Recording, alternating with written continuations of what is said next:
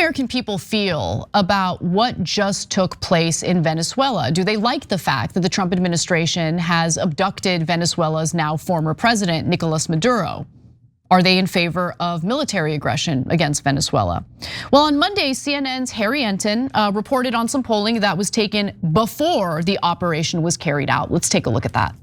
Yeah, I'd be really surprised if this turns out to be a positive for Donald Trump, or at least support for this operation. Why? U.S. military ousting Venezuela's president beforehand. Look at this. 47% opposed, just 21% of Americans favored. The unsure was higher than the favor, 29% versus 21%. And get this, just 39% of Republicans favored it. People are saying, oh, this could be a wag the dog moment. I have to ask, which dog are they wagging the tail of? Sometimes these numbers change when an operation is seen as successful, but we just don't know. Yeah, one of the reasons why I don't think this, wagging of the tail will actually work out is because folks' interest in this story has very much been going adios amigos, goodbye. I mean, just take a look here. Take a look here. Google searches for Nicolas Maduro after peaking this weekend, down 70%, down 70% versus Saturday. There was a peak on Saturday, but John, then the interest went, see you later. Now, unfortunately, on Monday, or actually I should say yesterday, Enten was singing a different tune. Here's why. Military ousting Maduro. Pre-ousting, what you saw was the clear plurality of Americans opposed at 47%, just 21% support. Come over to this side of the screen. After the ousting, look at that. The support through the roof. Now we're talking about 37%, well within the margin of error right here of the opposition, 38%. It turns out Americans like what they deem to be successful foreign policy operations. And in this case, they view the ousting of Maduro, at least up to this point, as a successful one, and therefore the support way up. Part of the reason why I think that the success number is way up, and you saw it here, what was it? It was 26 points in favor of opposition, and now within the margin of error, is because they simply don't like Nicolas Maduro. And in fact, they believe that he should be on trial for drug trafficking. Look at this, 50% of Americans favor compared to just 14% who oppose. So there are very few Americans here who oppose it. Even among Democrats, the opposition number is below, get this, just 24%, is below 25%. Okay, all right. Look, the thing about drug trafficking drives me crazy because it's like just totally fabricated. Like Maduro and Venezuela, they're not major players in drug trafficking. They're just not. They're not.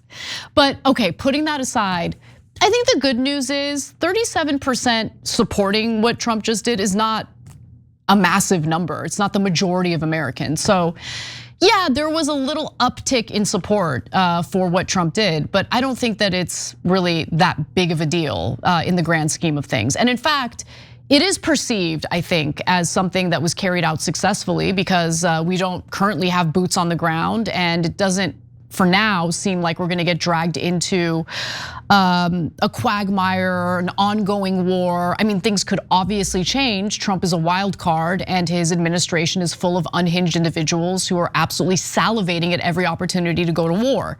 So we have to wait and see, but yeah, I'm sure that some see this as successful, that heroic United States abducted the country, the leader of a foreign and sovereign country, and now we're gonna take their oil. We're so great, everyone loves us.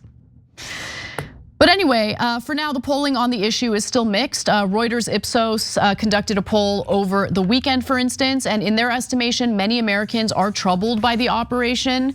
I think most Americans are good people, and they can see the difference between right and wrong. I think most people can understand what is moral and immoral. 1 in 3 Americans approves of the US military strike on Venezuela that toppled the country's president, and 72% worry the US will become too involved in Venezuela. They should be worried because we could end up getting too involved in Venezuela, and we shouldn't be. We need to focus on what's happening here at home, and there are a lot of problems. Now, let's take a look at this graph, which will kind of give you a little more insight here. So the survey by Reuters Ipsos asks, do you approve of the US military action to remove Maduro? 65% of Republicans approved the operation. And honestly, that is a high number, but it's not as high as I would predict, so I'll take it, I guess. Only 6% outright disapproved, about 30% weren't sure. Just 11% of Democrats stated that they approved of the operation. Only 23% of other respondents, aka independents, approved. That gives me a little bit of hope. 42% weren't sure and 35% disapproved. I love my independents. So let's go to the next graphic. This one gives even more insight. So it asks, are you concerned the US will get too involved in Venezuela? Well, 54% of Republicans, a